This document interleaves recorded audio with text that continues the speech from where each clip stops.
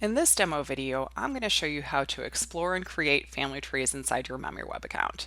You can see here we are on the People section of MemoryWeb, and all my contacts are listed here as well as the facial recognitions that the system has found for me. And so what I'm going to do to start off with, just so you can see what it looks like, is we're going to go into somebody's profile that actually has a family tree already set up. So we're going to go over here into Clinton DeWitt Firestone's profile. And you can see we're on his page where every photo is at, every album, every location. And then you can also see that there's an icon here that says See Family. So I'm going to click on that. And then you can see right here, his parents are located on his family tree, his grandparents, his siblings, and also his children. And the really fun part about this is that everything is interactive, just like it is throughout MemoryWeb. So if I want to click on his daughter Mary's profile, I just click on that, and now I'm inside her profile, and I can look at all of her photos. To show you how to do that for a new person in your account, I'm going to go in here and I'm going to start using a fictitious example here, and we are going to start with somebody perhaps you know, Theodore Cleaver.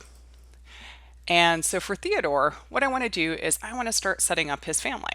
So I'm going to go to the exact same place here, See Family, and you can see here there's nothing been added, so I'm going to go ahead and connect that now. I've already added his brother and his mother and father before the demo was recorded, and so that's easy for me to look up, but you can add your contacts and do the exact same thing that I did. So here I'm going to go into Add Father, and I'm going to look up for Ward. Look up Ward. And you can see here I've got Ward Cleaver already added, so I'm going to connect him. Now I'm going to look up June Cleaver. Here we go. And I'm going to save. And you can see here the really cool thing is because the way that our family trees are built, once you connect a father and a mother to a contact, if you have anybody else, like a sibling, who's already connected to that same father and mother, they're automatically going to be added to your tree. And if we already had mother and father for Ward, his grandparents would also be shown on this family tree as well.